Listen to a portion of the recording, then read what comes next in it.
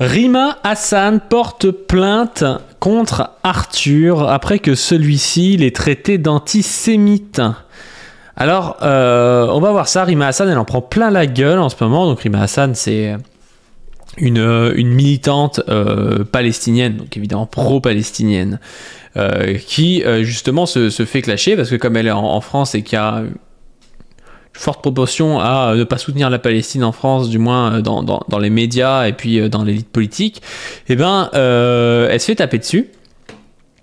Et donc, ce qui s'est passé, c'est que y a eu des stories d'Arthur, donc Arthur Jacques Essebag, le producteur de télé et puis l'animateur, notamment des enfants de la télé, qui nous écrit ceci. On se donne rendez-vous à la grande soirée Forbes France. Si vous voulez apparaître dans le prochain classement Forbes France, le plus simple est de faire l'apologie du terrorisme et du Hamas et d'être une antisémite patentée. Parce qu'en fait, Rima Hassan, elle a été élue ou nominée parmi les 40 femmes de l'année 2023. Et donc ça, vraiment, ça fait rager Arthur. Et donc il nous dit, voilà, défendez le Hamas, vous serez dans les 40 femmes de l'année 2023. Alors qu'en fait, c'est parce qu'elle a un combat politique, qui a un combat, moi que je pense assez juste, c'est le combat, qui est la cause palestinienne, quoi.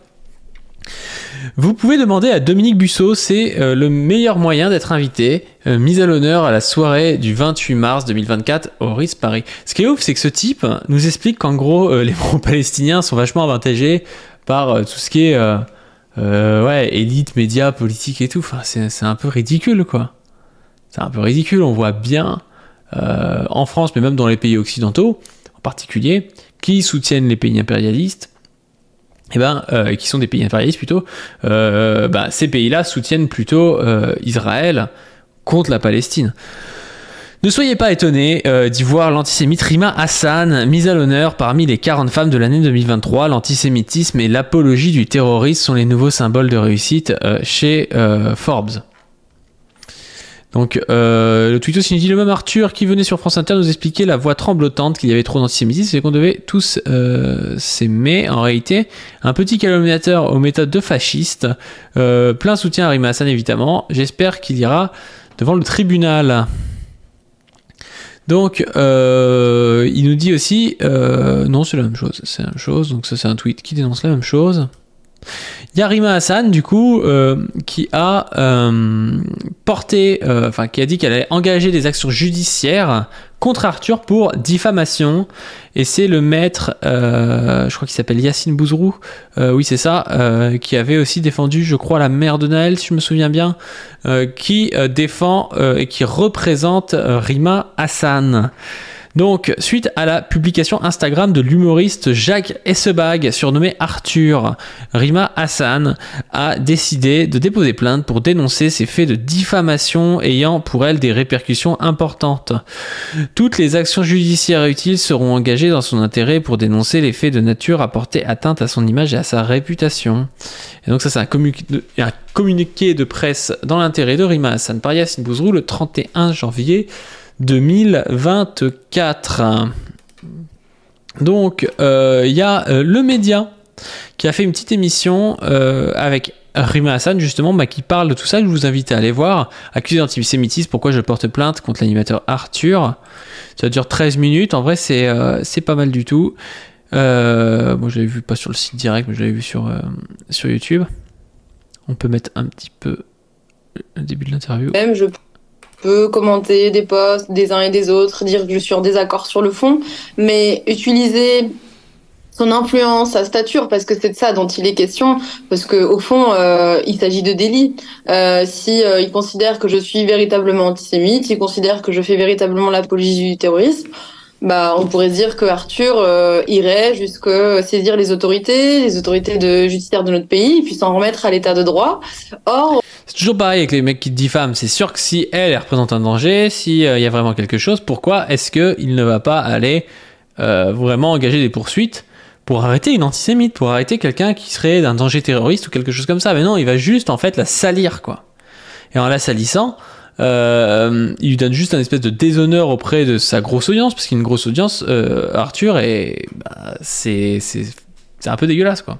on a le sentiment que c'est absolument pas ce qui est en jeu pour lui. Ce qui est en jeu, c'est la mort sociale, professionnelle de personnes comme moi ou comme Mohamed Kassi, vous l'avez très bien dit, où il a passé des coups de fil en intimidant la direction de TV5. Donc là, c'est la même chose, c'est-à-dire qu'il va... Vous vous souvenez de cette histoire, on l'avait traitée sur la chaîne avec Mohamed Kassi, où il y avait Jacques Essebag, dit Arthur dans le coup, Mohamed Kassi, qui s'était vu sanctionné par TV5 Monde et humilié publiquement pour des propos dans une interview avec le porte-parole de l'armée israélienne, qui n'était pas au final plus grave que des propos tenus par d'autres personnes sur la chaîne. Mais il semblerait, d'après certaines voix en tout cas, qu'il y aurait eu Arthur qui aurait passé un coup de téléphone à TV5 Monde. Va utiliser une story où il a compte Instagram où il a 3 millions d'abonnés et il me diffame en parlant d'antisémitisme et d'apologie terroriste. Pour moi, qui suis juriste, j'ai toujours dit j'ai une boussole, c'est le droit. Donc ça vaut pour la question palestinienne comme ça vaut pour tout un tas d'autres sujets. Donc on verra devant la justice ce qu'il en est, mais c'est très très grave. Enfin, je veux dire par là que c'est très très grave. Moi, j'ai eu toute une vague de... Surtout que nous, on parle aussi, je sais que ça plaît pas à certains sur la chaîne, on parle aussi de psychodéliques, mais on est un peu dans ces genres d'histoires-là. C'est-à-dire quand t'as quelqu'un qui a beaucoup d'influence, qui parle de toi, et qui raconte des conneries, ou qui sous-entend des conneries, qui les dit pas directement, bah, tu peux rien faire. Et là, elle se retrouve vraiment dans ce cas-là, avec Arthur qui porte beaucoup plus au niveau de sa voix qu'elle-même. Et donc, elle peut pas faire grand-chose, elle. Surtout qu'en plus, Arthur, il a vraiment le bras long comme jamais avec sa société de production. On l'avait vu avec Mohamed Kassi, là où il avait appelé TV5 Monde, mais avec sa société de production, il peut aussi connaître du monde, relayer sa propre parole, ce que elle ne peut pas faire, quoi. Nouveau lore, Arthur is psychodélique de la télé. D'harcèlement depuis le 7 octobre, même bien avant, quand j'ai fait les premiers plateaux télé. Et là, c'est quand même un niveau... on peut pas accepter ça dans notre débat public, c'est-à-dire qu'on a le droit d'être en désaccord, on a le droit de débattre, même de façon virulente, j'ai envie de dire, sur des idées, sur un sujet qui crispe beaucoup. J'en ai conscience, moi je suis palestinienne, donc je suis aussi concernée. J'ai toujours défendu le droit à la subjectivité des uns et des autres. On a le droit de ne pas avoir les mêmes émotions face aux mêmes événements. On a le droit de pas avoir la même colère. Donc tout ça, je suis OK avec tout ça. Mais par contre, ça ne peut pas aller jusqu'à diffamer des voix publiques et vraiment faire pression pour que sur leur mort sociale et professionnelle, parce que c'est de ça, effectivement, il y a pression aussi sur le magazine Forbes, il y a des pressions de ce type-là, quoi, qui pourraient vraiment, lui coûter cher, parce que j'en avais parlé dans une vidéo sur la chaîne principale que je vous invite à regarder, les vidéos sur Gaza. J'avais pris en gros un exemple d'une, je crois, c'était une autrice qui s'était vue retirer un prix. Je sais plus où c'était, genre un festival de littérature ou un truc du genre, parce qu'elle était palestinienne. Et là, en gros, ce que reproche Arthur à Rima Hassan, c'est de soutenir son propre peuple, quoi. Et donc, il faudrait pas qu'elle ait des prix pour ça, quoi. Ce qui est quand même assez dégueulasse, c'est qu'il y ait de l'ordre d'une stigmatisation. Il fait...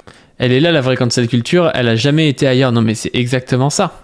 Pression pour qu'on me retire du classement Forbes, c'est quand même fou, quoi. C'est justement la question que j'allais vous poser, ce classement Forbes. Bon, je vous laisserai regarder la vidéo, je vais pas leur piquer tout leur contenu.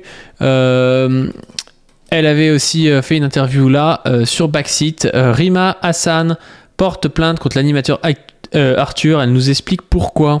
Alors, s'agissant de la plainte, ce qui s'est passé, c'est très grave. Je suis diffamée dans une story d'une personnalité qui a 3 millions de followers quand même sur son compte Instagram. Ça fait trop mal, hein.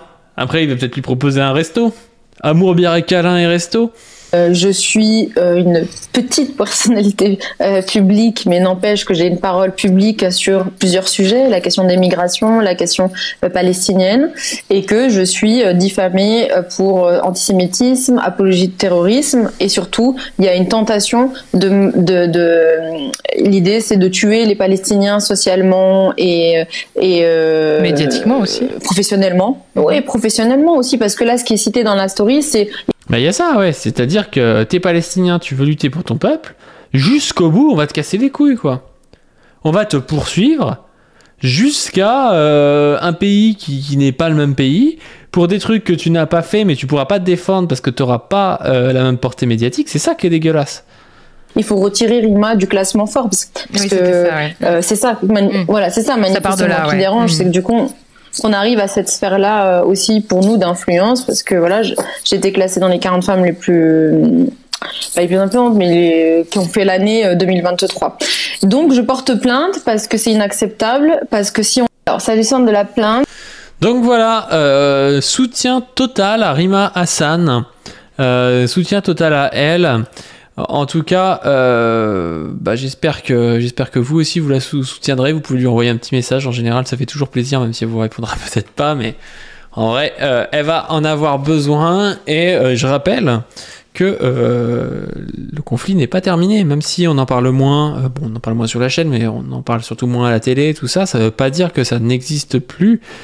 Et même, on rentre dans une phase qui est très compliquée pour les Palestiniens parce que ça fait maintenant des mois et des mois, ça fait combien? Ça fait 3 mois ou 4 mois le 7 octobre, ça va faire 4 mois, ouais, ça va faire 4 mois le 7 octobre, le 7 février du coup. Et ça fait 4 mois qu'il n'y a plus de bouffe, d'eau, d'électricité comme on voudrait, et donc ça devient de plus en plus dur pour les Palestiniens. Et donc tout notre soutien à eux aussi. Sur ce, je vous invite à aller voir les vidéos sur Gaza, sur la chaîne principale, et à vous y abonner, parce que oui, il y a une chaîne principale, et puis je vous invite aussi à vous abonner à cette chaîne, et à nous faire un don sur Tipeee, et ça nous servira à financer des interviews plus tard, et pourquoi pas une interview de Rima Hassan par exemple, ça pourrait être intéressant, des interviews IRL, il va falloir que qu'on achète plutôt, avec l'assaut, une deuxième caméra, puis une troisième, ce serait pas mal, avoir 3 points comme ça, peut-être un plan large et puis un plan sur chaque visage. Et on va pouvoir commencer à s'amuser en 2024. Sur ce, je vous dis à plus.